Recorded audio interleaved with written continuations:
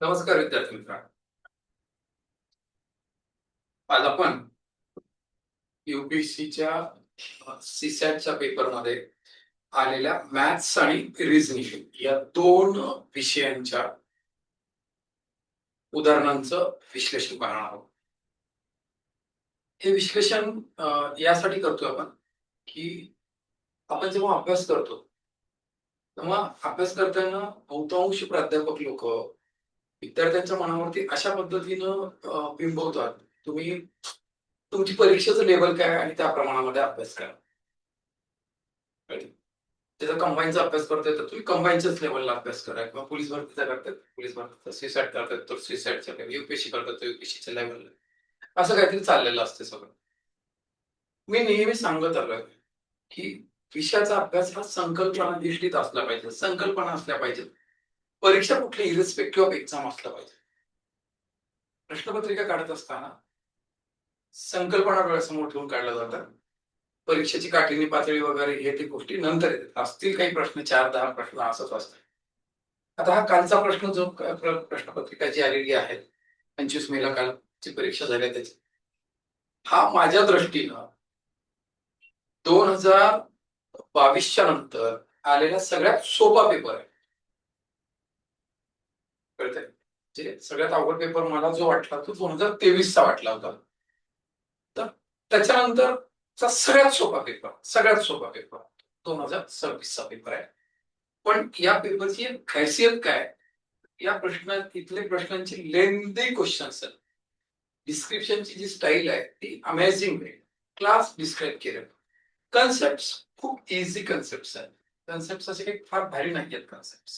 एक दुसरं असं आहे की यातल्या बहुतांश प्रश्नांना एमपीएससी आगामी काळामध्ये विचारेल किंवा याच्या पूर्वी विचारलेली, राईट. त्यामुळं ही या प्रश्नपत्रिकेचं विश्लेषण एमपीएससीचं गट क आणि ब चा अभ्यास करणाऱ्या सुद्धा विद्यार्थ्यांनी पाहिलं पाहिजे, असं माझं एक वैयक्तिक मत आहे. यातले बहुतांश प्रश्नांच्या संकल्पना तुम्हाला लक्षात येतील की अरे हे तर आलेलं आहे किंवा हे येऊ शकतंय, अशा पद्धतीचे प्रश्न आहेत, सोपे प्रश्न आहेत, राईट. या प्रश्नपत्रिकेमध्ये मॅथ्स आणि रिझनिंगचे एकूण 50 प्रश्न आहेत. एकूण 80 प्रश्नांपैकी 50 प्रश्न हे मॅथ्स आणि रिझनिंग वरती आहेत. आणि या परीक्षेमध्ये क्वालिफाय होणं, 66.66 मार्क्स मिळवणं काहीच अवघड, अत्यंत सोपी बाब. कळतंय? तर मग आपण नेमकं कमी कुठं पडतो, काय नाही. या प्रश्नपत्रिकेचं विश्लेषण बघत असताना तुमच्या नक्की लक्षात येईल, जर तुम्ही खरंच प्रामाणिकपणे बघत असाल, स्वतः काय कमतरता याचा अनालिसिस करत असाल तर तुमच्या लक्षात येईल. तर आणखी जास्त काही न बोलता मी विश्लेषणाला चालू करतो. तर या प्रश्नपत्रिकेचा पहिला प्रश्न मी काय केलेलं की इकडं इंग्रजीमध्येच प्रश्न मी डिस्कशनसाठी घेतो. याचं मराठी ट्रान्सलेशन जे आहे ते माझ्या सीसॅट संतोष वट्टामोर नावाने एक टेलिग्राम चॅनल आहे, त्या टेलिग्राम चॅनलवरती मी ती पीडीएफ मराठी ट्रान्सलेशनची अपलोड केलेली आहे.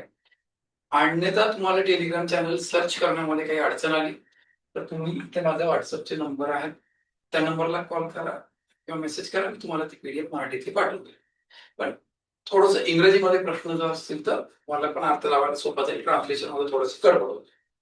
तर बघा, what is the minimum number of times one need to measure to get 298 liters of water from a tank if the measuring cylinder have capacities 1 liter, 6 liter, 25 liters and 10 liter, 100 liters.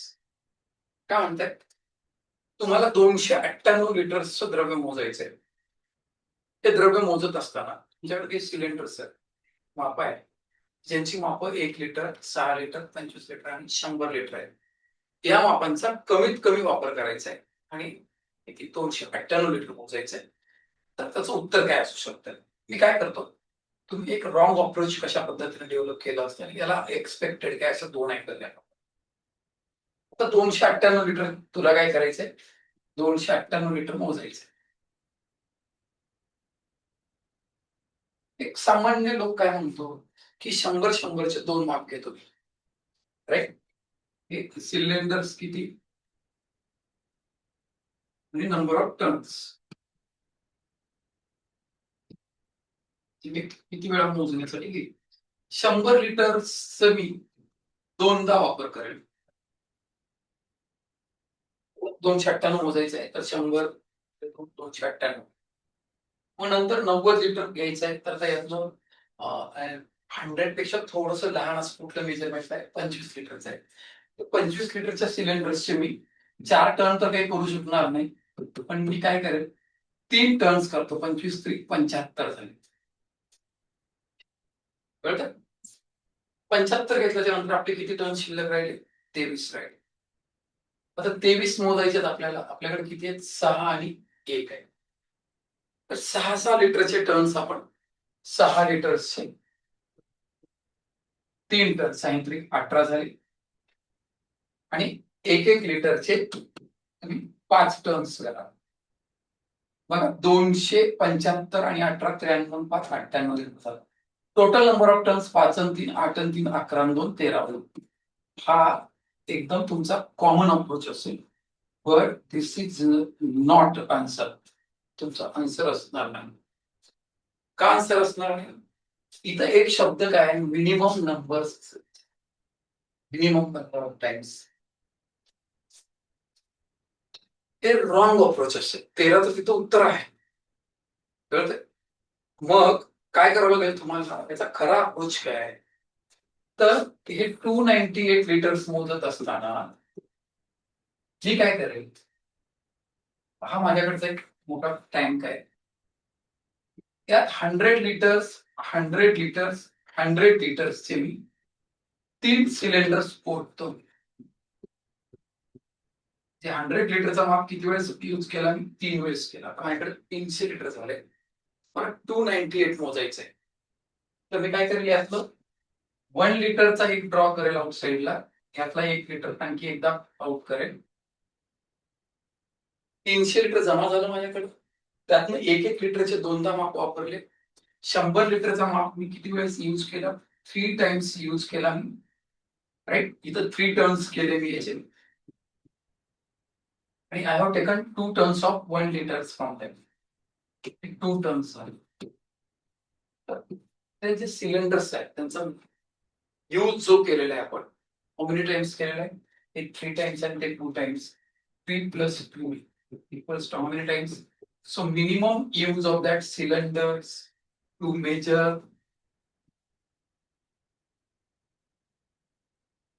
the volume of 298 liter is 5 times. इथे असेल 5 वेळेस use करावं लागेल. दिस is answer असेल. समजतं? तर हे त्याचं करेक्ट सोल्युशन आहे. तर रॉंग सोल्युशन असेल. काय होतं की आपण खूप साध्या अप्रोचने विचार करतो. तर हा बेसिक डिफरन्स आहे की युपीएससी व्हाय युपीएससीचे क्वेश्चन्स टेक्निकली किती साऊंड असतात. फार काही अवघड आहे का? पझल टाईप असल्यासारखं आहे. राईट? त्याच्यानंतरच्या प्रश्नामध्ये बघा काय म्हणताय? There are 4 types of weights namely 1 kg, 2 kg, 5 kg आणि 10 kg. 4 प्रकारचे वेट्स आहेत. 1 किलोग्राम, 2 किलोग्राम, 5 किलोग्राम आणि 10 kilogram. What is the maximum number of different weights one can measure 20 kg? तुम्हाला 20 किलोग्राम मोजायचं आहे. At least 8 but not more than 11 weights of 1 kg are to be used by measuring. म्हणजे 1 किलोचं वजन जास्तीत जास्त 11 वेळेस आणि कमीत कमी 8 वेळेस मोजायचं आहे. अशा पद्धतीने मोजून किती वेळेस तुम्ही ते काय करू शकतो? 20 किलोग्रामचं वजन किती वेगवेगळ्या प्रकारे मोजू शकतो असं विचारलंय. आता खूप सिंपल प्रॅक्टिकल अप्रोचचा प्रॉब्लेम आहे. याच्यामध्ये कुठंच मॅथ्स नाही. प्युअर लॉजिक आहे. आपण व्यवहार किती साध्या पद्धतीने विचार करू शकतो यावर त्यांनी डिझाईन केलेला क्वेश्चन. आता आपल्याला किती मेजर करायचंय? टोटल 20 kg करायचं. ऍटलिस्ट कमीत कमी 1 किलोचे काय केले त्यांनी? 8 वेट घेतले. समजा 8 वजन घेतले 1 किलोचे म्हणजे 8 किलो झाले. राईट? म्हणजे तुमच्याकडे 8 किलो जर असेल, आता तुम्हाला मोजायचे किती? 12 किलो मोजायचे. करेक्ट? आता 12 किलो तुम्ही किती वेगवेगळ्या प्रकारे मोजू शकतो त्याच्यावरती आता म्हणजे या पॉसिबिलिटीचं भविष्य असेल. राईट? आता किती मोजायचे? 12 किलो मोजायचे आणि कुठल्या मेजरनं मोजायचे? हा 1 किलो कॅन्सल करून यांच्या साह्याने मोजायचे. 2 किलो 6 वेळेस घेऊन तू मोजू शकतोस. 2 किलोग्राम तू किती वेळेस घेतलास? 6 वेळेस घेतलास, 12 किलो झालं. हे 8 आणि हे 12, 20 होतं. आता 2 किलोग्राम 5 वेळेस घेतलास तर काही उपयोग आहे का? 5 दोन्ही 10 झालं. पुढचं कोण घ्यायला, दुसरा कोणीच. मी 5च्या ऐवजी आता 4 वेळेस घेतलं 2-2 किलोग्राम. बेचोक 8 झालं, 4ला कोणीच. 3 वेळेस घेतो, बेत्रिक 6. 6ला 6 बॅलन्स करायला दुसरा काहीच पर्याय नाहीये माझ्याकडं. मी काय करतो, 2 वेळेस घेतलं, बेदोनी 4 घेतलं. मला 8ची गरज आहे. 8 पण बॅलन्स होत नाही. पण मी 2 किलोचा एकच बाट घेतला मी. 2 किलोग्रामचा 1 घेतला आणि 5 किलोग्रामचे 2 घेतले, तरी 10 किलोग्राम, 12 किलोग्राम होतं हे. आणि एक आणखी असं होऊ शकतं, मी 2 किलोग्रामचा 1 घेतला आणि 10 किलोग्रामचा 1 घेतला, तरी 12 किलोग्राम. म्हणजे हे एवढ्या 3 पॉसिबिलिटीज 8 किलोसाठी असते. म्हणजे 1-1 किलोग्रामचे 8 वजन जर मी घेतलं, तर 20 किलो वजन मी या 3 प्रकारे मोजू शकेल. राईट. आता मी 1-1 किलोग्रामचे 9 घेतलं, तर मला रेस्ट किती मोजायचा? 11 किलो मोजायचं. 11 किलो मोजायचं तर 2, 5, 10 आणि पुन्हा वर 1 घेऊ शकणार नाही, कारण 1चं लॉक लागलेलं आहे 9 किलोचं. बेचोक 8 घेतलं मी, राईट. 2-5 10 तर जमलं नाही 11 साठी. बेचोक 8 घेतलं, तर 3 किलो मॅनेज करायला माझ्याकडे काही चान्सच नाही. बेत्रिक 6 घेतलं. 2 किलोचे मी किती घेतलं मी? 3 घेतलं. 5 किलोचा 1 घेतलं. 11 किलो. करेक्ट. मग मी 2 किलोचे 2 घेतलं, 4 झाले. 7 किलोग्राम करायला माझ्याकडे काही चान्सच नाही, कारण 1 किलोचं घेऊ शकत नाही आता, कारण 1 किलोचं 9ला लॉक झालेलं आहे. मग मी 2 किलोचे 2 घेतले. 4 किलो 7ला तर काही प्रश्नच नाही. 1 घेतलं 9 किलो. 9 किलोला काही चान्स नाही. घेतलाच नाही. 11 किलो करणं मला 1 किलो शिवाय पॉसिबल नाही. 1 किलो घेता येत नाही. तोही माझ्याकडचा पर्याय संपलेला आहे. म्हणजे मी 9 किलोचं चान्स असेल, तर माझ्याकडं फक्त एकच पॉसिबिलिटी होती, ती म्हणजे कोणती? ती असेल. आता 10 किलो घेतलंय मी. 10 किलोला काय होईल? 2 किलोचे 5 वेट घेतलं मी, तर मला वरचे 10 किलो. 1-1 किलोचे 10 आणि 2-2 किलोचे 5, 20 किलो मेजर झालं. करेक्ट. त्याच्यानंतर मी 5 किलोचे मी 2 घेऊ शकतो. 10 किलोचे. हे 10 केजी, हे 10 केजी, 20 केजीचं. आणि एक येतो माझ्याकडं 10 केजीचा एकच वेट घेऊन मी 10 केजीचं मोजू शकतो. 1-1 किलोचे 10 आणि हे 10 असे 20. Right. Last highest maximum 11 KG घ्यायचं आहे. 11 केजी घ्यायचंय, तर तुला किती लागतील? आता 9 किलो लागतील. 9 किलो कसं भेटेल तुला? 2 किलोचे 2 पार्ट घेशील तू आणि 5 किलोचा 1 घेशील. त्याच्या व्यतिरिक्त तुला दुसरा चान्सच नाही. कळतंय? टोटल पॉसिबिलिटीज किती झाल्या तुझ्या? 1, 2, 3, 4, 5, 6, 7, 1, 8. तर हे मेजर किती वेगवेगळ्या प्रकारे करता येऊ शकेल? 8 वेगवेगळ्या प्रकारे करता येऊ शकेल. थोडासा इंटेलिजंट क्वेश्चन आहे, पण 2.5 मार्क मिळवण्यासाठी त्या परीक्षेमध्ये जवळ-जवळ 2-2.5 मिनिटाचा वेळ आहे. तेवढ्या वेळामध्ये एवढे अनालिसिस मी नक्की करू शकतो. पण प्रोव्हायडिंग या प्रश्नाची अंडरस्टँडिंग झाली पाहिजे. काय म्हणताय? काय म्हणायला लागलं? 20 किलोचं वजन घ्यायचंय.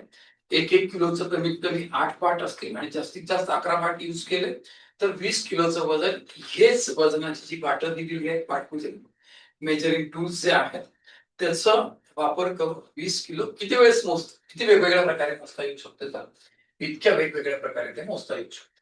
राईट. त्याच्यानंतरच्या प्रश्नामध्ये द क्लास अवरेज कॅक्स इन टेस्ट इन्क्रीज बाय 4. एका क्लासचं अवरेज एक्स आहे, जे कितीनं वाढतंय? 4नं वाढतंय. कधीपासून? When the score of student is rectified. त्याच्या स्टुडंटच्या स्कोर मध्ये काहीतरी बदल केला, सकारात्मक बदल केला. Whose corrected score is 100 instead of 0. एका विद्यार्थ्याचा स्कोर, करेक्टेड स्कोर 100 होता, की जो 0 घेतला होता. तर 0 घेतलेलं असताना चुकीचं 0 घेतलेलं होतं. नव्हतेच बिचारायला मार्क, त्याला 100 होतं. ते 100 मार्क्स घेतल्यामुळे त्या क्लासचा स्कोर जो आहे, दॅट इज इन्क्रीज बाय 4. म्हणजे काय झालं त्याचं, हा हे 0 असताना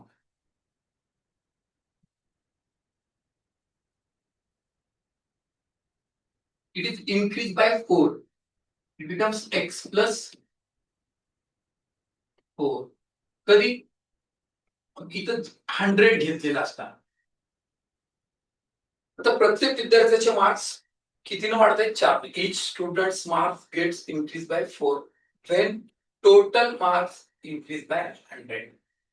म्हणजे मी तुम्हाला 100 माझ्याकडे रुपये आले तर प्रत्येकाला मी 4 ने वाढवलं, 4 दिले तर माझ्याकडे नंबर ऑफ स्टुडंट्स किती होतील, तर नंबर ऑफ स्टुडंट्स काय होतील माझे,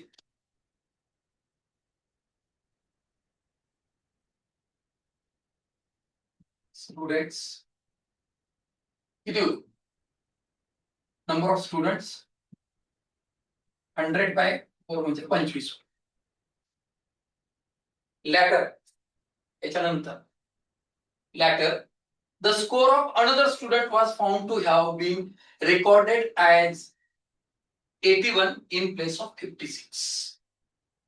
एका विद्यार्थ्याचे गुण काय झाले, आता या पोझिशनला पोहोचल्याच्या नंतर एका विद्यार्थ्याचे गुण जे ऍक्च्युअल मध्ये 56 होते, इट इज काउंटेड ॲज 81. 56 होते, 81 काउंट केले म्हणजे करेक्ट करावं लागेल. आता ते म्हणजे काय करावं लागेल, 81च्या जागी 56 नेऊन ठेवावं लागेल. म्हणजे किती कमी करतायत तुम्ही, 25 कमी करतायत, right. 81 replaced by 56. So the score is declined by 25. Total marks declined by 25. That declined 25 marks gets distributed in total 25 students. So mark of each students get declined by 1. So new score will be x plus 3, which is represented by y. This is x. What is the difference between y minus x? So y minus x equals to, कितीचा difference आहे हा, 3. So this is 3. So answer is, what is answer? 3 answer. किती answer असेल, 3 answer असेल. त्याला simple solve करता आलं असतं, हे तुला मेथड कळावी म्हणून सांगितलंय. टोटल मार्क्स कितीनं वाढलेत, 100 न वाढलेत. लॅटर कितीनं कमी झालेत, 25 न कमी झाले.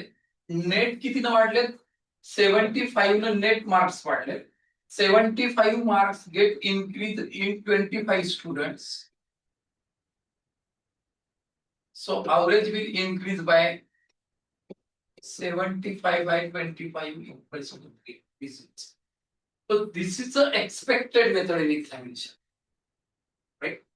आता हे जे मी सांगितलंय ना, this is for concept clarification की what exactly problem says for you. हे प्रॉब्लेमची अंडरस्टँडिंग यावी म्हणून असं एक्सप्लेन केलं. Once you understand the problem, the original requirement of that examination is this one. कळतं? तर माझ्या पुस्तकामध्ये अंकगणित नावाचं जे पुस्तक आहे, त्या पुस्तकाच्या पहिल्या किंवा दुसऱ्या पहिल्या 2-3 पानं माझी थेरॉटिकल टेक्स्ट दिलेले आहेत. त्या थेरॉटिकल टेक्स्ट मध्ये ही कन्सेप्ट एक्सप्लेन केली आहे. त्याच कन्सेप्ट वरती हा प्रॉब्लेम आहे, राईट. त्याच्यानंतरचा प्रॉब्लेम मध्ये three variables x, y and z takes values 2, 3, 4 of 5. तर x, y, z असे 3 व्हेरिएबल्स आहेत की ज्यांची किमती 2, 3, 4 किंवा 5 यांच्यापैकी आहेत. आणि दे हॅव डिस्क्रीट व्हॅल्यूज, त्यांच्या प्रत्येकाच्या व्हॅल्यूज वेगवेगळ्या आहेत. If m and n denote the largest possible value and the smallest possible value respectively for the expression x into y plus z. म्हणजे m ही या एक्सप्रेशनची मॅक्सिमम व्हॅल्यू आहे, n ही एक्सप्रेशनची minimum value आहे. हे काय करतो, हे maximum value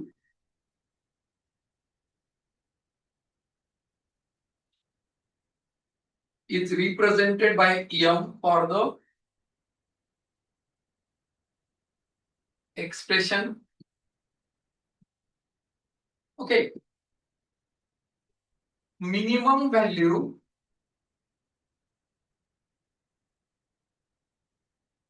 is represented by n for expression x into y plus z. As we need maximum value, so the values of numbers which are in multiplication should be maximum.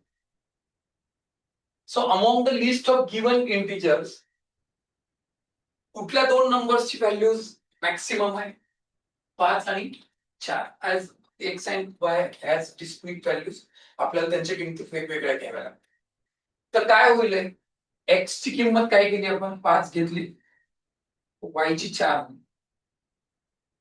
आता हे दोन गेल्याच्या नंतर राहतात 2 आणि 3 यातली मॅक्सिमम व्हॅल्यू कुठली आहे 3 आहे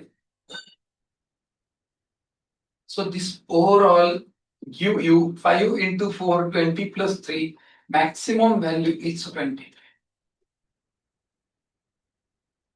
आता तुम्हाला काय विचारलेलं मिनिमम व्हॅल्यू पण विचारली राईट आता मिनिमम व्हॅल्यू करायचं असेल तर मल्टिप्लिकेशन मध्ये एक्स अँड वाय आहे त्यांच्या व्हॅल्यू शुड बी जेवढं पॉसिबल आहे तेवढं मिनिमम पाहिजे so minimum among the given values 2 this is 3 for z we can take 4 so this will give a minimum value 2 into 3 6 plus 4 minimum value of this expression is 10 so what is the difference between that m and n m minus n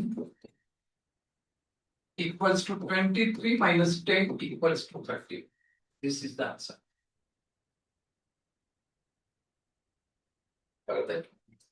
तो सोपा प्रश्न concept based problem काही म्हणजे त्याचं काहीच फार काही डोकं लावायची गरज नव्हती राईट त्याच्यानंतरच्या प्रश्नामध्ये काय म्हणतात suppose x y and z are variables taking positive real numbers as their possible values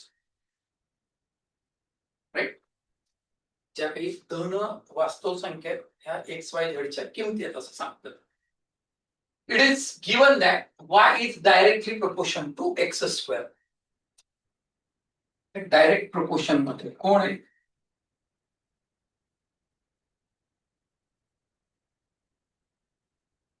y is directly proportional to x square. आणि सेकंड काय सांगितलेलं आहे इनव्हर्स प्रोपोर्शन मध्ये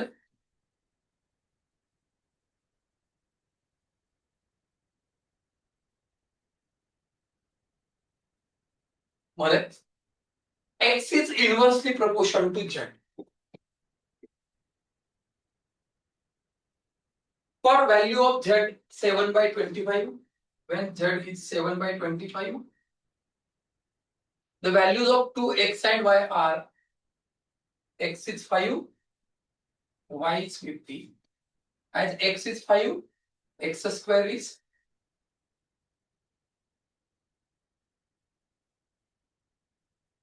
25. Simple concept है. In direct proportion, the division of two variables is constant, whereas in inverse proportion, multiplication is constant. Basic. If y is 98, he asks you about z. Look at it. As division is constant, so 50, 25, half and half and half. So this will give you a 49. So x square equals to 49. Values of variable x positive 7 and negative 7 are possible.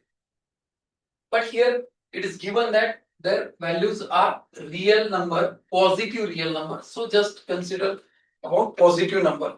So x equals to how much? 7. In this case, the multiplication of these two is constant. So take product of these two, you will get a 7 by 5. या दोघांचा गुणाकार करा, you will get a 7 by 5. मग इथं काय असलं पाहिजे की so as we will get a 7 by 5, 7z equals to 7 by 5, so z equals to 1 by 5. Finish. So the value of z is 1 by 5. This is the concept of inverse proportion. Simple concept आहे. आपण अख्खं अरिथमेटिकच त्या concept शिकतो. Loss profit शिकतो, time and distance शिकतो, problems on बोट शिकतो, problems on train शिकतो, compound interest शिकतो, सिंपल इंटरेस्ट शिकतो. असंख्य ठिकाणी वापरतो आपण. अख्खा टाइम अँड वर्क नावाचं चॅप्टर आपण या टॉपिकवर शिकतो आपण. तर हे तर आपण म्हणजे आपला हा श्वासच आहे हा चॅप्टर. आपण हे सातत्याने शिकलेलं आहे आपण जेव्हा वर्कआउट करतो तेव्हा. तर हा क्वेश्चन सुद्धा अत्यंत सोपा. यानंतरच्या याच्यामध्ये P, Q, R, S and T are ranked to 1 to 5. Not necessarily in that order, but their ranks belongs from 1 to 5. The rank P is 4. P चा rank 4 आहे. आपण काय करू? नंबर्सचे ranking 1, 2, 3, 4, 5. P is P rank 4. P चा rank 4.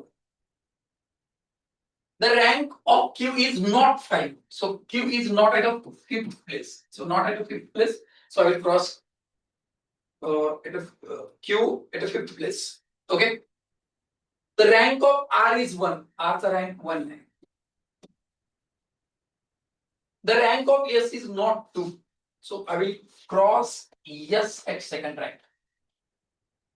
The rank of T is not 3. So I will cross T at third rank. This is given to us. Then which of the following is correct, incorrect? Statements दिलेत खाली त्याचे आपल्याला काय करायचं? Truth value check करायचं whether that given statements are correct or false. Okay. So first statement,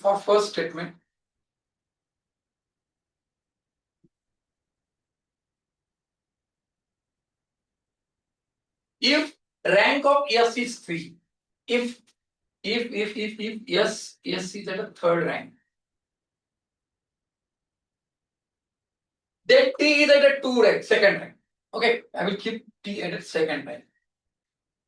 So R will be at this place, P at the 4th place, and Q at a 5th place. But Q not belongs at a 5th place. Q पाचव्या जागेवरती नाहीये. So keeping S at third place and T at second place does not follow the given condition. So this statement is wrong. What is second statement?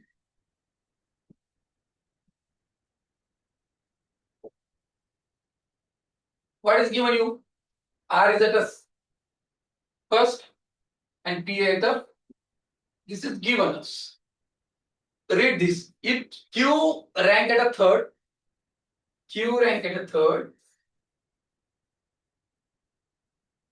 and T at a 5, so remaining P, Q, R, T, remaining S is at second place. But according to given condition, S is not at a second place. So this will contradict with our given conditions. So this is also not possible. So in this case, or in this example, the given both statement 1 and 2 does not follow. So neither 1 nor 2 is its answer. Got it? 7 number. 7 persons A, B, C, D, E, F, G travels by 3 cars, and another 2 of them travel by X. X, Y, Z. A and another 2. 3 cars are there.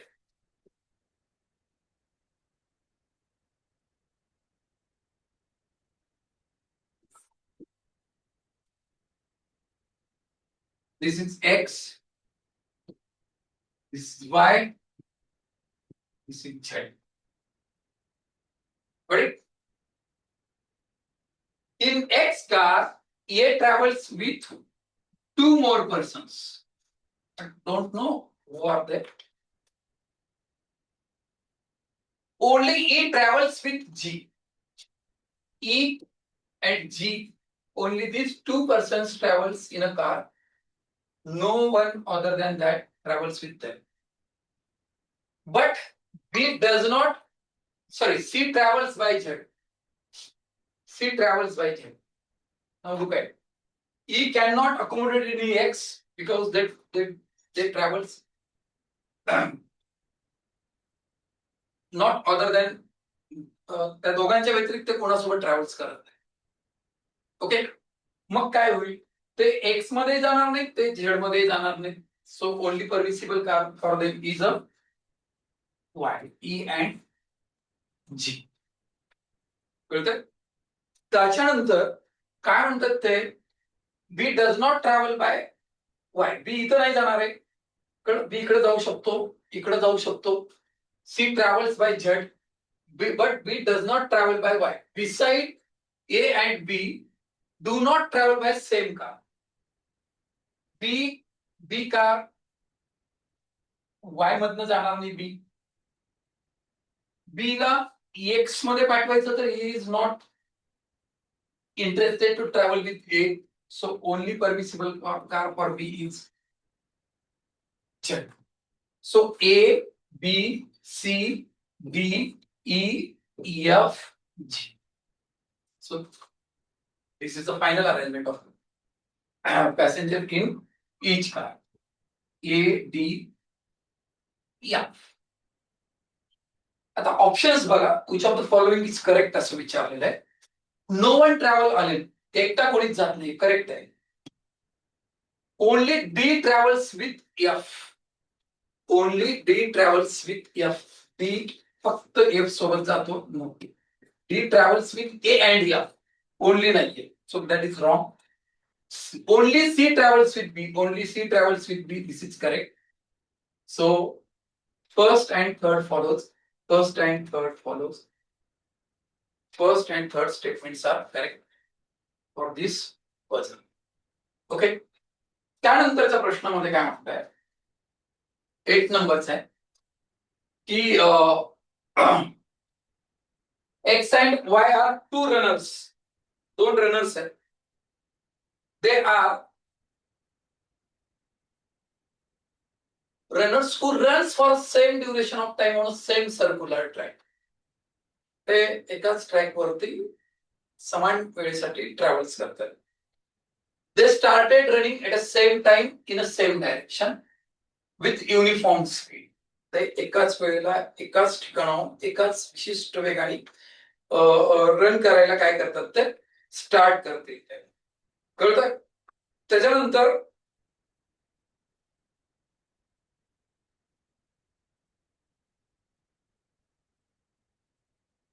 Okay, uniform speed. When X completes 7 rounds, Y complete 5. Look at this.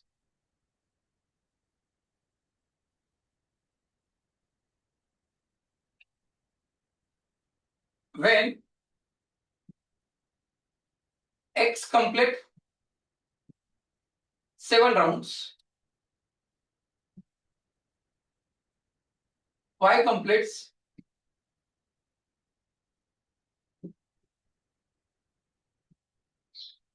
5 rounds. Okay.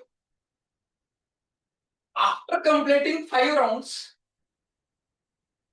Y changed his direction and started running in opposite direction with speed which is double of his earlier speed. 5 round complete झाले की Y is running at double of his speed. So before this, his speed was 5 rounds. Now his speed will take 10 rounds in a particular time. Okay, this is for y of his earlier speed. On other hand, x continues to run with same speed. So this x runs for how many?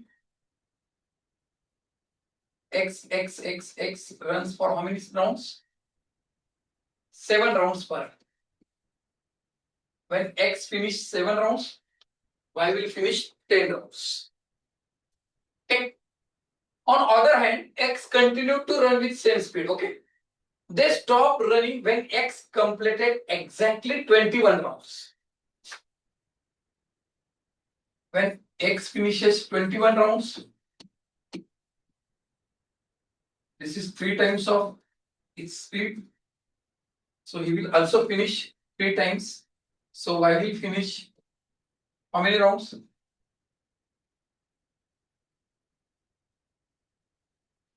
30 rounds. Okay. How many times did x and y meet after they had started? इथं start केलं and before they finally stop. ते किती वेळेस भेटतील? हे start केल्याच्या नंतर पासून ते इकडं थांबेपर्यंत एक्स आणि वाय एकमेकांसोबत किती वेळेस भेटतात असं विचारलंय. Right?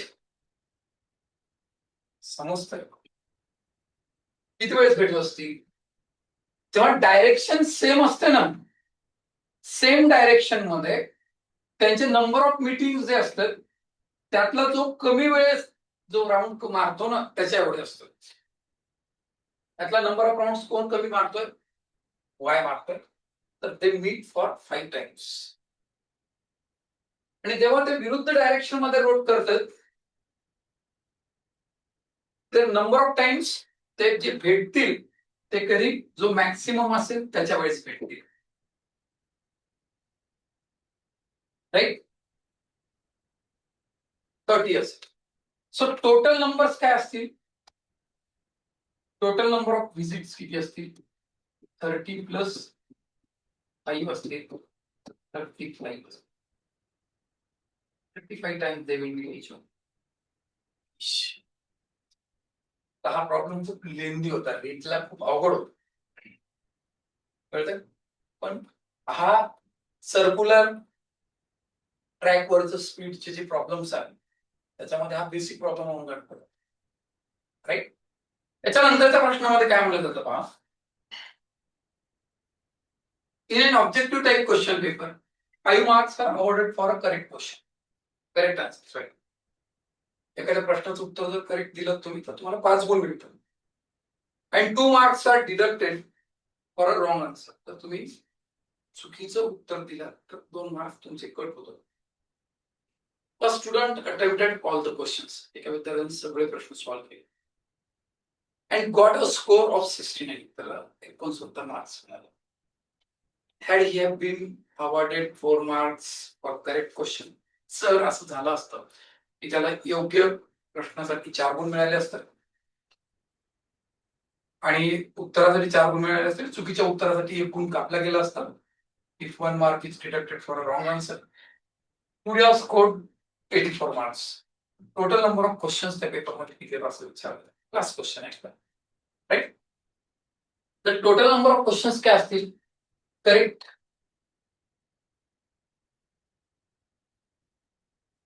questions of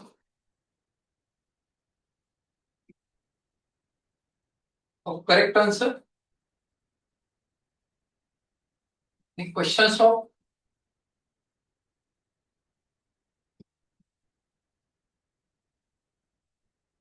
of wrong answers. First case मध्ये आपल्याला काय सांगितलंय?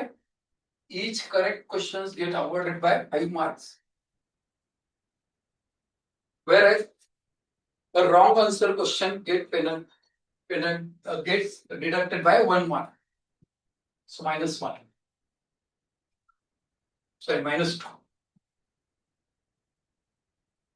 So in this way he scored total marks of 69. Okay, जर असं झालं असतं की करेक्ट क्वेश्चनला 4 मार्क अवॉर्ड केले असते आणि चुकीच्या क्वेश्चनला 1 मार्क डिडक्ट केलं असतं. That fellow will score 84 marks. Total 84 marks. तर तुला करेक्टेड क्वेश्चन्स आणि रॉंग क्वेश्चन्स काढायचे. मी करेक्टेड क्वेश्चन्स काढायचे मला. राईट, मी करेक्टेड क्वेश्चन्स काढतो याच्यावरती हात ठेवेल. यांचं cross multiplication correct. -69 minus of त्या दोघांचा प्रोडक्ट -168 होल डिवाइडेड बाय हे क्रॉस मल्टिप्लिकेशन घेईल. -8 -5 minus of -8. This will give a 99 divided by 3. So 33. So answer to 33 questions are correct. Wrong casting. W. While calculating W, keep hand on W. Take this cross multiplication. This will give a 420 minus 728 म्हणजे 276 whole divided by this cross multiplication. -5 -8 24 144 divided by 3. This will give a 48. So answer to 48 questions were wrong. Corrected questions answers. Question is 30, 48 for wrong. So total number of questions is 81. So this is the answer. Last question. आता या प्रश्नामध्ये ग्रॅमर्स rule apply होतो हे तुला define होणं अत्यंत गरजेचं आहे. कळतं? तर त्यानंतरच्या प्रश्नामध्ये an explosion takes place at a certain distance from an army camp. एक आर्मी कॅम्प आहे तिथपासून काही अंतरावर एक स्फोट झाले. राईट, हे आर्मी कॅम्प आहे.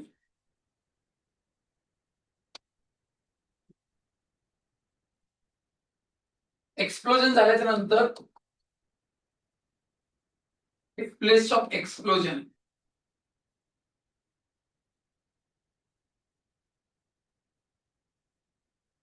इकडे स्फोट झाला. स्फोटाचा आवाज इथं आला असेल, त्याला आवाज यावा लागेल. स्फोट झाल्या आवाज येत नाही, काहीतरी सर्टन टाइम जातो.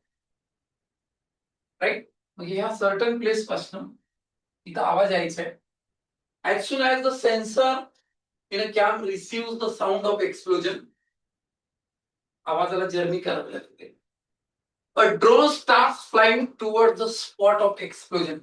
इकडनं एक ड्रोन फ्लाय होतो इकडं. एक फर्स्ट ड्रोन गेला इकडं.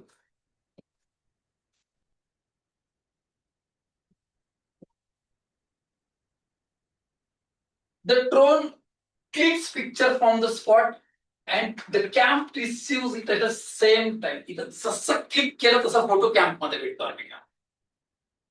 म्हणजे काय झालं, काय झालं, आवाज झाला, आवाजाला इथून इथपर्यंत प्रवास करावा लागला.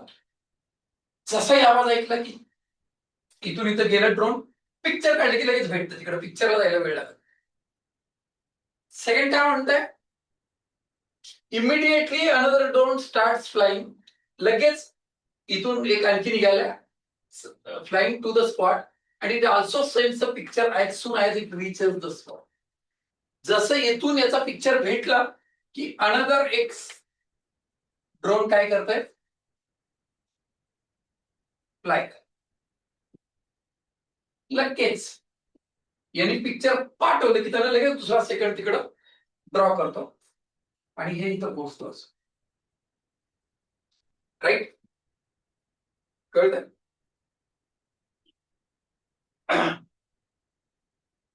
The two pictures were received at 5:00 PM. पहिल्या ड्रोनचं कितीला भेटलं, 5:02 भेटलं. आणि याचं कितीला भेटलं, 5:05 भेटलं. राईट, म्हणजे या दोन ड्रोनच्या टायमिंग मध्ये कितीचा फरक आहे, 3 मिनिटाचा फरक आहे. कशासाठी लागले असतील 3 मिनिटाचा फरक, सिंपल अर्थ आहे. या ड्रोनला इथून इथं पोहोचायला 3 मिनिट लागले या ड्रोनला सुद्धा इथून इथं पोहोचायला 3 मिनिट लागले. राईट. म्हणजे 5 वाजून 2 मिनिटाला जेव्हा हा इथं फोटो पाठवतो तिथं, तर हा निघाला किती असेल इथून इथं? 4:59 PM ला निघाला असेल. इथून 4:59 निघाला, 3 मिनिटानंतर फोटो पाठवला. जसंही 5:02 एकदा फोटो पोहोचला, तसं दुसरा ड्रोन 3 मिनिटासाठी पोहोचला. 5:05 दुसऱ्या ड्रोनचा फोटो भेटला. म्हणजे एक्सप्लोजन झाल्याचा आवाज कधी ऐकू आलाय? आवाज ऐकू आलाय 4:59 पहिलं फ्लाय झालं तेव्हा. आता 3 मिनिट म्हणजे ड्रोनला इथून इथं पोहोचायला 180 सेकंद लागतात, की ज्याचं स्पीड किती आहे? ड्रोनचं 30 meter per second. So this much distance will travel by sound of that explosion at a speed of 300 meter per second. So time to travel that sound from place of explosion to camp is T. So this T will 18030 divided by, so this is 18 seconds. पहिलं drone आवाज ऐकल्या इकडनं fly झालंय ते किती वाजता? 4:59 आवाजाला इथून इथं यायला किती वेळ लागलाय? 18 सेकंद लागलाय. म्हणजे 4:59 18 सेकंद अगोदरच काय झालंय? बूम, स्फोट झाले. म्हणजे 18 सेकंद अगोदर म्हणजे काय झालं असेल? So 4:58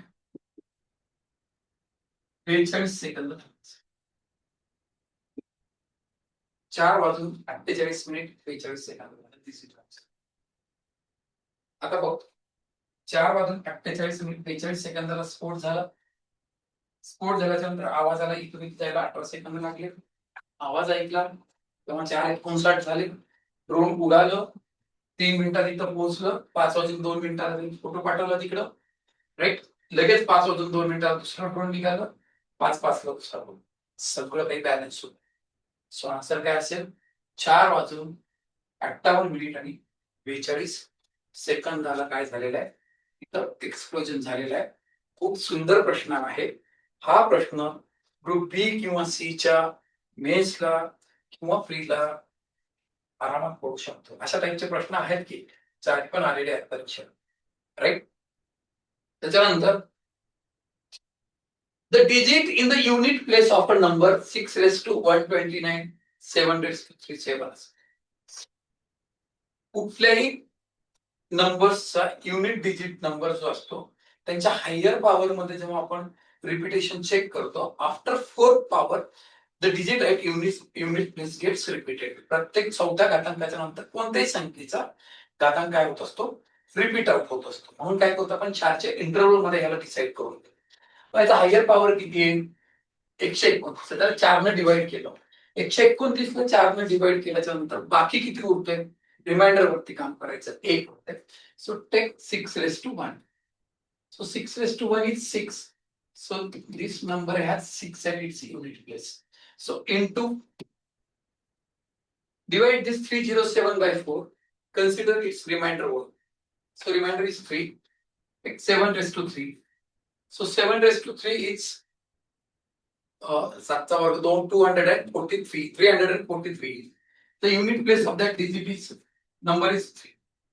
So the 7:3 307 has 3 at its unit place. Okay. या दोघांचं जेव्हा आपण मल्टिप्लिकेशन करू त्याच्या युनिट प्लेसला काय असेल? साइन 3 असेल. हल्ली हा प्रश्न आपल्याकडे पोलीस भरतीला पण विचारला जातो. आता याच्यात काय राहिलं? 2018-19 मध्ये थोडीफार ताकद होती या प्रश्नामध्ये. चला भारी आहे आता. व्हेरी कॉमन प्रश्न, व्हेरी इझी प्रश्न होता युपीएससी साठी. त्याच्यानंतरच्या प्रश्नामध्ये काय म्हणतोय? A person saves 10% of his salary every month. If his salary increased by 12% and the expenditure increased by 10%, then what will be the change in his savings per month?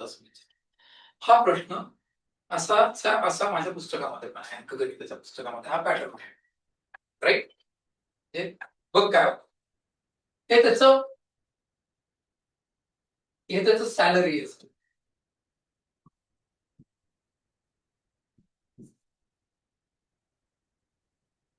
₹100 salary.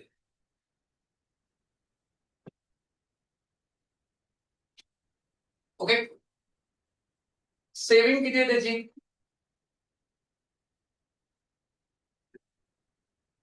10% म्हणजे ₹10 saving. Expense किती असेल त्याचा?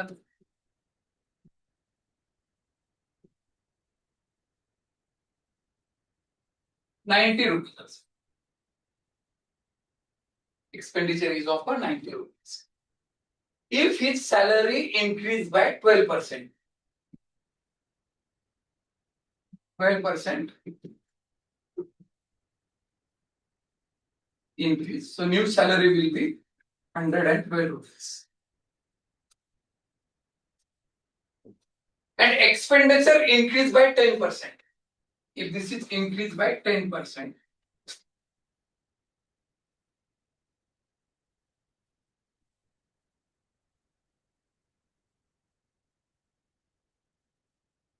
so this will be the saving, new saving, which is equals to, if your earning is ₹112 and you are spending ₹99, then your saving will be 30. For ₹10, you are getting ₹13. So increase in saving is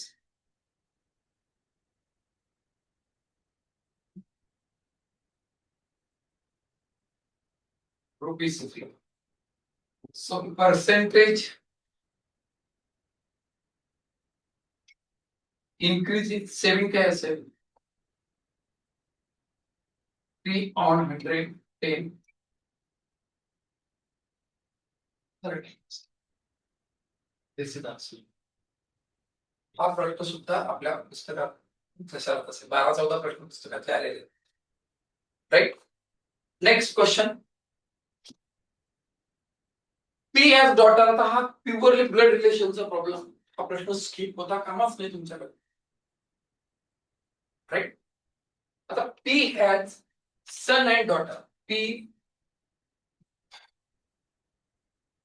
has son and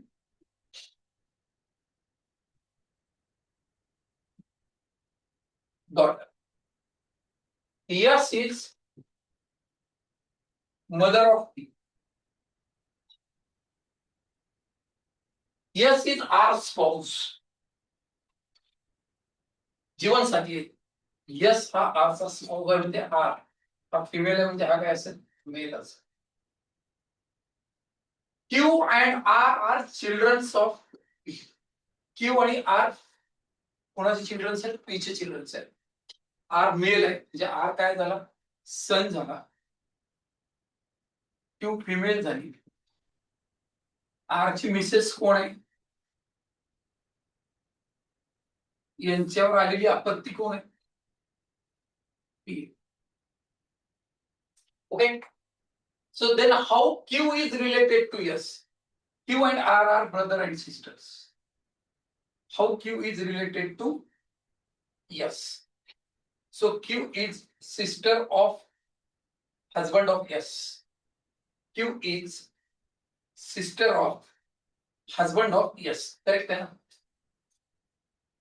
This is answer. Q ही यशच्या नवऱ्याची बहीण. हे त्याचं simple answer.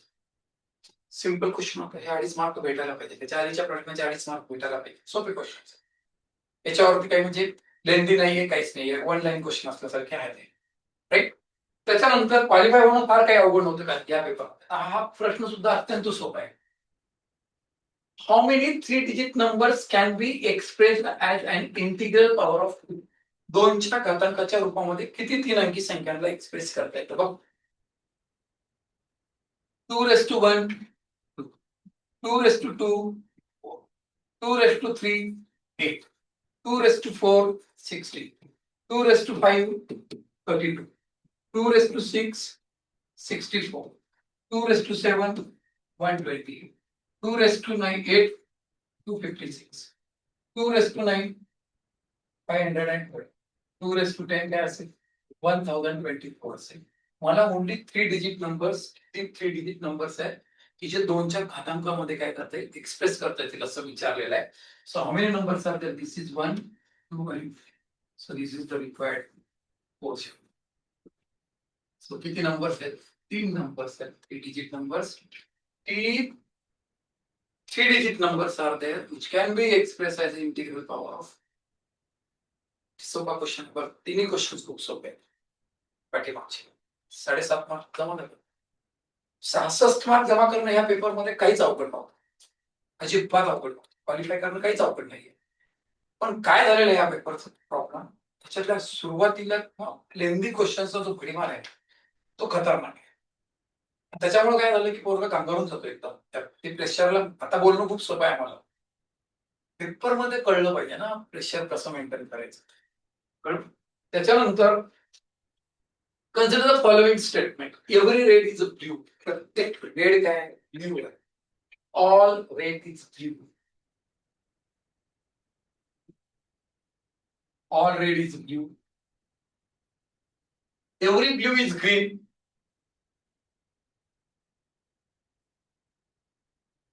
Every green is yellow.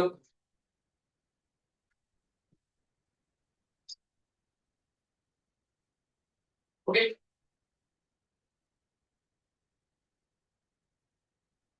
तो every blue is yellow. आपल्याला statement correct करायचं. Every blue is yellow. Correct.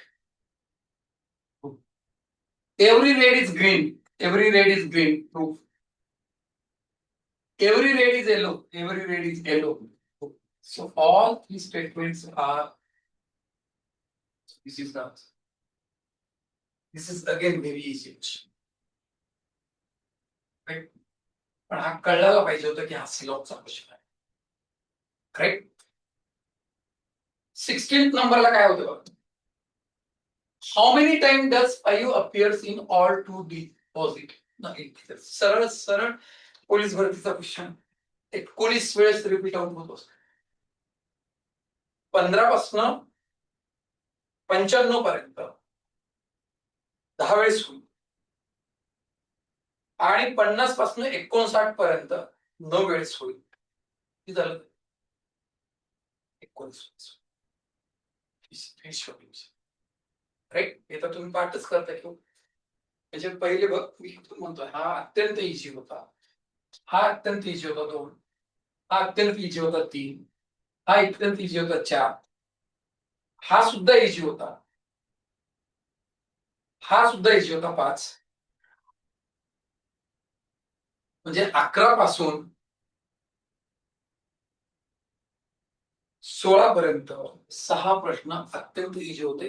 15 marks जमवून काहीच अवघड नव्हतं. राईट. मी दाखवतो तुला की कशा पद्धतीने तुझे 66चं टार्गेट कम्प्लीट झालं असतं. 66.66. X travels 6 kilometers on bicycle with average speed of 5 kilometers per hour, 10 kilometers per hour, and with average speed of 5 kilometers per hour, 10 kilometers per hour, and 4 kilometers per hour. During the first kilometer or next 2 kilometers and last 3 kilometers.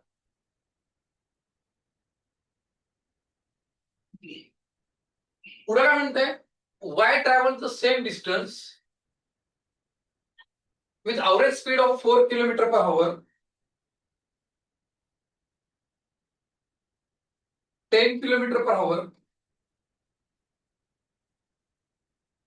5 kilometers per hour,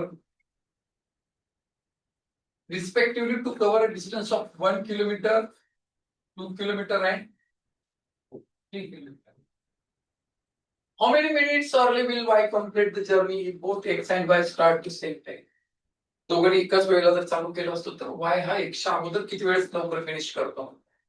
आता time of difference, वेळेचा जो difference येईल तर तुमचा वेग आणि कापलेला अंतर वेगळं असतं तरच होईल ना. हा पॅच बघ इथे 10 किलोमीटर पर आवरनी 2 किलोमीटरच डिस्टन्स कापलं जातं इकडे पण 10 kilometre per hour 2 kilometre.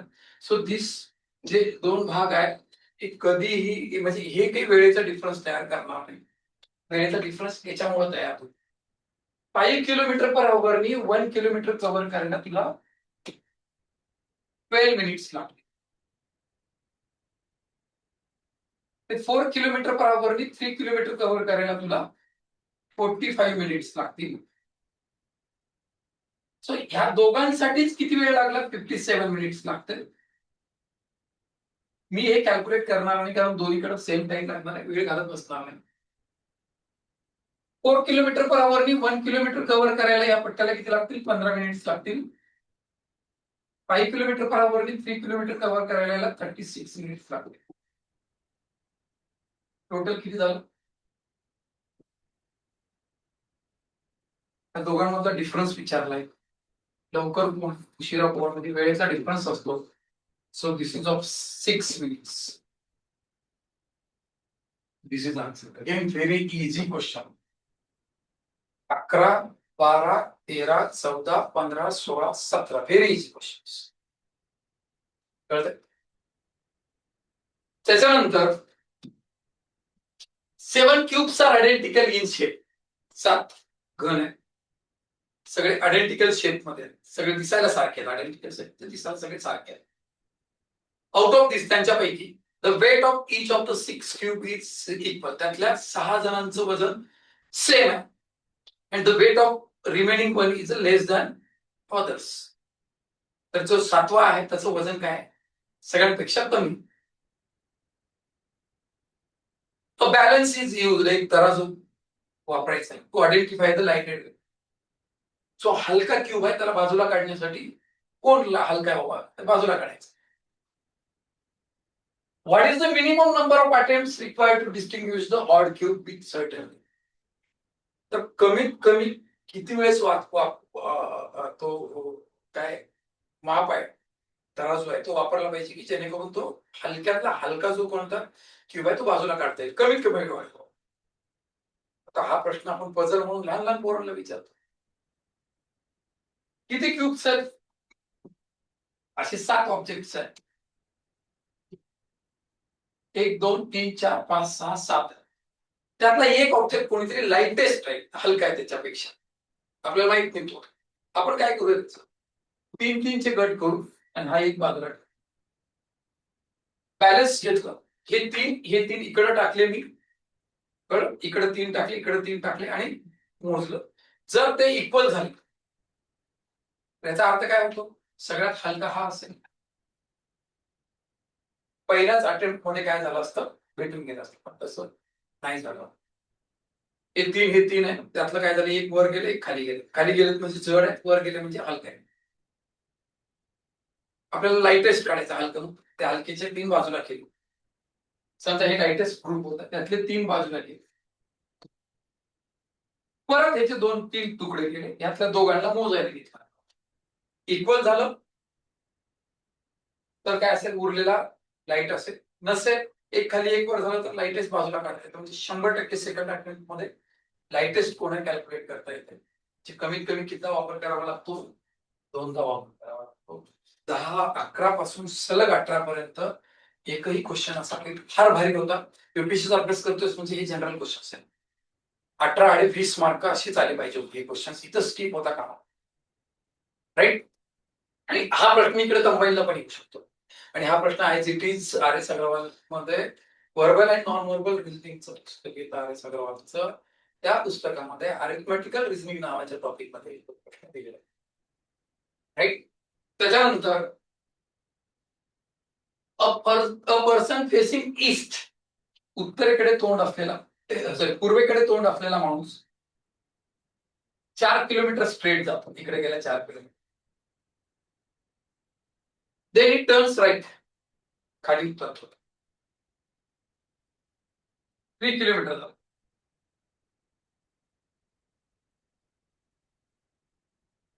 Then it turns left. Left म्हणजे इकडे टर्न करतो. and travels 2 kilometers.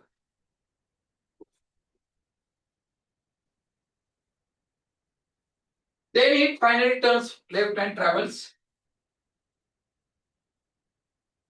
ठीक आहे.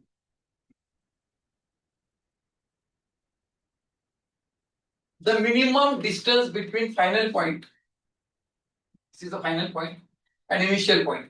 This is the 4 kilometer plus, so minimum distance किती असेल 6 kilometer, and the direction in which the person is facing at the final point. शेवटच्या बिंदूला त्या माणसाचं तोंड कुठल्या दिशेला आहे, तर north line. So 6 kilometre north पाहिजे. पण बरेच पोरं काय करतात, या पॉइंटच्या रिस्पेक्टनी हे अंतर कुठे आहे 6, किती कुठल्या डायरेक्शनला आहे ईस्ट, हे करण्याची दाट शक्यता आहे. This is not answer, this is the. तू रीड केला पाहिजेस. जे 11 पासून 9 पर्यंतचे क्वेश्चन्स आहेत ती सोपे आहेत, फार सोपे. म्हणजे हे पुढचा question. In a sequence of number, each number other than first two is the sum of two immediately preceding numbers from it. Fibonacci series मध्ये पहिल्या दोन संख्यांची बेरीज पुढची संख्या, त्याच्या मागच्या दोनची पुढे त्यांच्या पुढच्या दोन, अशा पद्धतीने. फर्स्ट टू नंबर्स किती आहेत, 4 आणि 7 आहेत. तर या दोघांची बेरीज इथं, या दोघांची बेरीज इथं, या दोघांची बेरीज इथं, या दोघांची बेरीज इथं. तुम्हाला या सिरीजचा 6 नंबर फाइंड आउट करायला सांगितलंय. First, second, third, fourth, fifth, sixth number कोणता, 7. 10, 11 पासून 10 20 पर्यंत 10 क्वेश्चन, प्रत्येकी 45 मार्काचे, 25 मार्कचा माझा. राईट, किती सोपे आहेत बघा. कशासाठी पेपर अवघड आहे, राईट. त्याच्यानंतर आणि आणखी एक कमाल, हे क्वेश्चन्स कंबाईनला किंवा प्रीला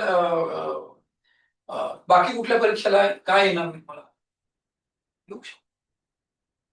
म्हणून याला नाकारू नका. याच्यानंतर, if the product of HCF and LCM of two distinct numbers is cube of one of the number, दोन नंबर्स आहेत, या दोन नंबर्सचा एलसीएम आणि एचसीएफ चा जो प्रॉडक्ट आहे तो त्यांच्यापैकी कुठल्या तरी एका संख्येचा क्यूब आहे, क्यूब नंबर. पण आपल्याला जसं माहिती आहे तसं the product of LCM and HCF is equals to the product of two numbers A into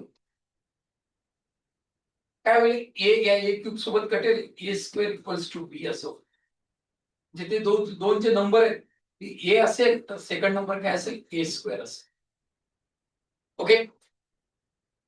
Then which of the following statement is are correct म्हणलंय. पहिलं statement, the difference of two numbers is an even number. ह्या दोन संख्यांचा जो difference असेल तो even number असेल. आपण check करू. हा जर ऑड असेल, 3, 3 चा वर्ग 9, 3 आणि 9 मधला डिफरन्स किती आला, 6. डिफरन्स इव्हन आहे. हा इव्हन आहे. 2 आहे, 2 चा वर्ग 4, त्याच्यातला पण डिफरन्स काय आला, इव्हन आहे. कळलं, म्हणजे हे दोन संख्यांमधला डिफरन्स ऑलवेज इव्हन असेल. This is correct. One of the number is perfect square. Yes, this is a perfect square. This is also correct. काय असेल, both 1 and 2. Again, this is very easy questions. जेव्हा 12 questions, 12 questions, 11 पासून 22 पर्यंत 12 questions एकदम easy झाले. आणि कुणाला नाही माहिती एलसीएम लसावी गुणिले मसावी बरोबर दोन संख्यांचा गुणाकार होतो. जे सांगितलं तेच केले, काय फार डोकं लावलं काहीच, राईट. त्याच्यानंतरच्या प्रश्नामध्ये आपण the ratio of male to female workers in two companies A and B is.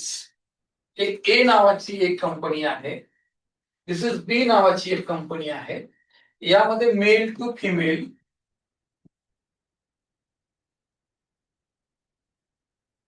Mail to female the ratio is 13:10, 7:5%. If both companies have same number of females, इथल्या फिमेल्स आणि इथल्या फिमेल्सची संख्या सारखी पाहिजे. आता इथं 10 आहे तर इकडे 10च पाहिजे.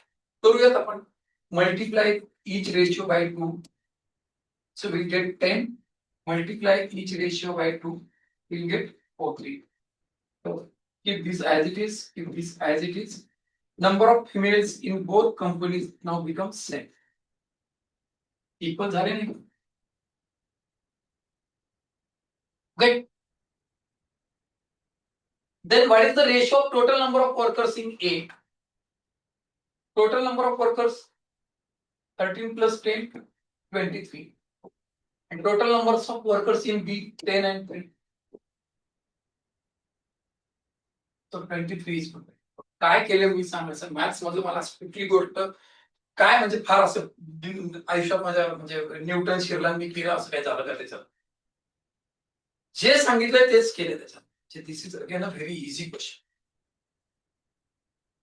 कळतं म्हणजे हा त्याच्या मागचा पण अत्यंत सोपा होता हा त्याच्या मागचा सोपा होता म्हणजे आतापर्यंतचे 11 पासून पुढचे सगळे सोपे क्वालिफाय करणं फार काही अवघड नव्हतं राईट त्याच्यानंतरच्या प्रश्नामध्ये x and y are 2 digit and the number 4x 5y 790 is divisible by 11 then what is the remainder if x plus y is divided by 11 okay काय सांगतोय राजा हे एक नंबर दिलेला आहे 4x 5y 790 what is the remainder if x plus y is divided by 11 test of divisibility of 11 काय if x and y are two distinct number is divisible by 11 this whole number is divisible by 11 the sum of digits in a number at alternate the difference in the sum of digits at alternate places should be divisible by 11 it is test of divisibility मग त्या numbers मध्ये alternate places वरती सम करू काय हे 5 आणि 4 9 7 16 हा difference x plus y plus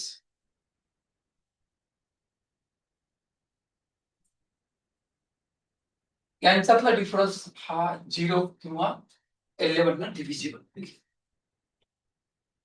right मग काय झालं हे x plus y plus 9 equals to 16 x plus y equals to किती असेल 7 असेल या समला 11 ने डिवाइड केलं तर रिमाइंडर परत 7च येणार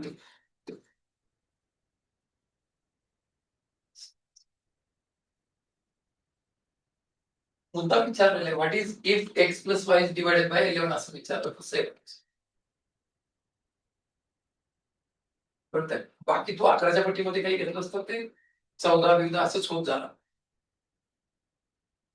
राईट तर हा एक चांगला क्वेश्चन होता आणि हा बेसिक क्वेश्चन होता राईट त्याच्यानंतरच्या प्रश्नामध्ये काय म्हणतंय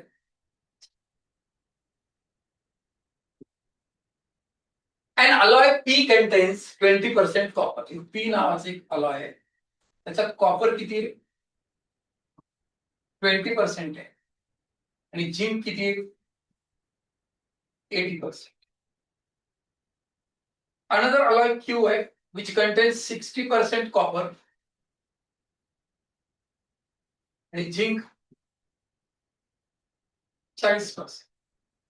त्या दोन alloy a third alloy R is to be prepared from P and Q so that it contains equal amount of copper and zinc. Cu आणि Cr equal पाहिजे म्हणजे हा 50% असेल तर हा 50% पाहिजे. So in what ratio P and Q we mix in order to get R? P and Q कुठल्या proportion मध्ये मिक्स करायला पाहिजे हा प्रॉब्लेम सुद्धा पुस्तकात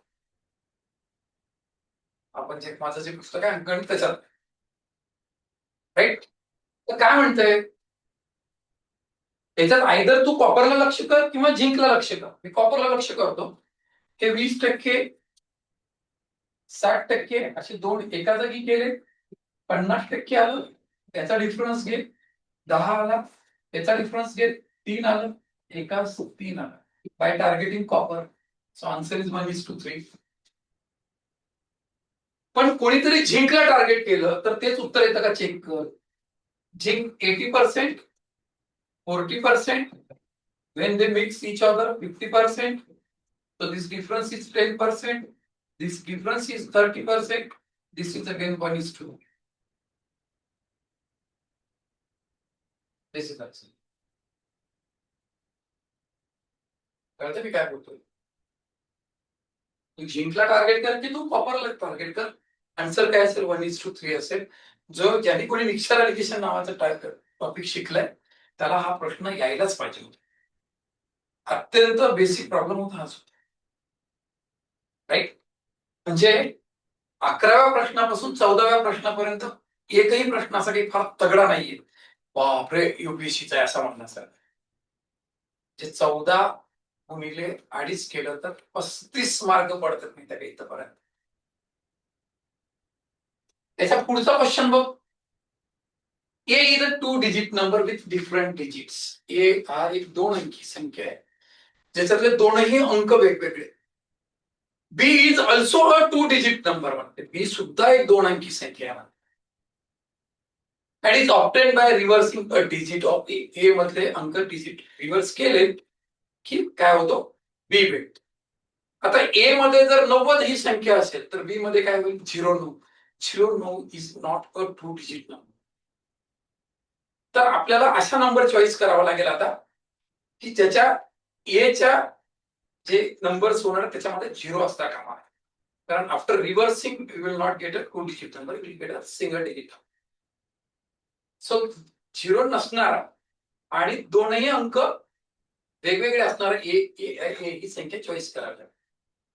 ए मायनस बी, ए आणि बी मधला जर फरक घेतला तर तो 27च्या मल्टिपल मध्ये म्हणजे 27च्या पटीत आहे तो फरक.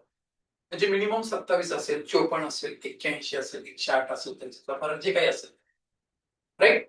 Wear A is greater than B. तर ए ची किंमत बी पेक्षा नेहमी मोठी असणार आहे. How many such different age are possible असतात. एच्या किती संख्या पॉसिबल आहे? 2 आहे. हे सोपा करीत. डिफरन्स पहिला किती आहे? 27 आहे. दुसरा किती असू शकतो? 54 असू शकतो, 81 असू शकतो. आणि काय होतं की या डिफरन्सला 9 न भागलं ना की तुम्ही त्या संख्यांमध्ये जे अंक वापरले त्याच्यातला फरक भेटतो. ज्याला 9 न जर डिवाइड केलं मी तर मला डिफरन्स इन डिजिट किती भेटेल? 3 भेटेल. इथं डिफरन्स इन डिजिट किती भेटेल? त्याला 9 न डिवाइड केलं की 6 भेटेल. इथं डिफरन्स इन डिजिट काय भेटेल? 9 न डिवाइड केलं की 9 भेटेल. कोणत्याही 2 अंकामधला फरक 9 पेक्षा जास्त असू शकत नाही. लहानात लहान 0, मोठ्यात मोठा 9, त्यांच्यातला फरक 9. त्याच्यामुळे मी 108 वगैरे काही घेत बसत नाही कारण तो आता काही फिजिबलच नाही. कोणत्याही 2 अंकांमधला फरक 12 असणार नाही. अंक म्हणते, संख्या म्हणते, अंकातला फरक 12 असूच शकत नाही. त्याच्यामुळं पुढे जाण्यात काही मजा नाही. राईट. मग आता 2 संख्यांमधला फरक जर 3 असेल तर पॉसिबल नंबर्स काय असू शकतो? एक जर 9 घेतली तर पुढचं काय असेल? 6 असेल, 96 असेल. आता याला रिव्हर्स कर, 69, त्याच्यातला फरक 27 आहे की नाही? रिव्हर्स केल्यावर मिळणारा ए मोठाच असणार आहे बी पेक्षा. मग इथं 8, इथं 5, मग इथं 7, इथं 4, इथं 6, इथं 3, इथं 5, 2, इथं 4. आता इथं 3, इथं 0 नाही घेणार कारण याला रिव्हर्स केलं की 0-3 भेटेल. 0-3 is not a 2-digit number. B is a 2-digit number म्हणते. बी सुद्धा 2-digit नंबर आहे म्हणते. 03 is not a 2-digit number. So 30 is not permissible for. आता डिफरन्स 6चा आहे. हायेस्ट डिजिट 9 असेल तर इकडे किती असेल? 3 असेल. 6चा डिफरन्स आहे 2 डिजिट. रिव्हर्स कर, 39 आणि 93 मधला फरक 54 चे 27 सांगतो. मग नंतर 8 घेतलंस तर हे 2 होईल आणि हे 7 घेतलंस तर हे 1. डिफरन्स 6चाच आहे. आता 6 घेतलं तर 0 मला अलाउड नाही आणि डिफरन्स 9चा असताना 90 घेतलं असतं मी, पण मी अल्टरनेट केल्याच्या नंतर 2 डिजिट नंबर भेटायला पाहिजे. तो 09 भेटतो, which is not permissible. So इथं ही केसच आपल्याला काय करायचं आहे, विचारात न घेता केलेली परवडते. किती पॉसिबल्स आहेत नंबर्स? 1, 2, 3, 4, 5, 6, 7, 8 आणि पॉसिबल नंबर्स किती असतील? 9 असतील. कळतंय? तर या पेपरमध्ये सीसेटच्या पेपरमध्ये आता हे जे सलग 10च्या नंतरचे 15 प्रश्न बघितले जातात ते अत्यंत सोपे होते. फार काहीच अवघड नव्हतं. म्हणजे 25 प्रश्नांमधले किमान 12 प्रश्न तुम्ही सॉल्व्ह करण्याच्या लायकीचे होते. म्हणजे 30 मार्क्स तुम्हाला मिळायला पाहिजे होते. बरोबर? एकूण 50 क्वेश्चन्स आहेत या पेपरमध्ये. मॅथ्स आणि रिझनिंगचे पण 80 पैकी 50 प्रश्न मॅथ्स रिझनिंगचे. परत सांगतो हा पेपर अत्यंत सोपा होता. तर आता कंटिन्यू लेक्चर केलं तर मोठा होईल ते. त्याचे 2 भाग करूयात. हा पहिला भाग मी या लेक्चरचा पहिला भाग म्हणून मी तुमच्या समोर घेऊन येईन. त्याच्या पुढचे जे क्वेश्चन्स असतील तो सेकंड पार्ट. तर अप्रोच कसा ठेवायला पाहिजे, काय कशा पद्धतीने वर्क करायचं. झाले पेपर, विषय संपला, त्याच्याविषयी विचार नका करू. पण नेमकं काय, कशा अंदाजाने पेपर सोडवायला पाहिजे, कुठल्या कन्सेप्टला टार्गेट केलं पाहिजे. आणि युपीएससीचा अभ्यास करणाऱ्या पोरांमध्ये मी पाहिलेलं आहे, त्या पोराचा जर सीसॅटचा पेपर निघाला, त्या पोराला कुठलीही कोणती पोस्ट मिळेल. फक्त सीसॅटच्या पेपरमुळे अडकून पडेल. तर तशी परिस्थिती असेल तर हा नंबर सेव्ह कर आणि कॉल कर पर्सन. कळतंय? आणि कंबाईन ग्रुप बी आणि ग्रुप सी चा अभ्यास करणाऱ्या पोरांना कळकळीची विनंती, हे लेक्चर नीट बघा. ह्याच्यातनं एका दुसरा प्रश्न राहू शकतो, एक दोन वर्षामध्ये येऊ शकतो, कारण भरपूर युपीएससीचे क्वेश्चन रिपीट होतात दररोज. हे लेक्चर इकडे थांबवतो. याच्या पुढच्या लेक्चरमध्ये याच्या पुढच्या प्रॉब्लेम्स भेटला येतो तोपर्यंत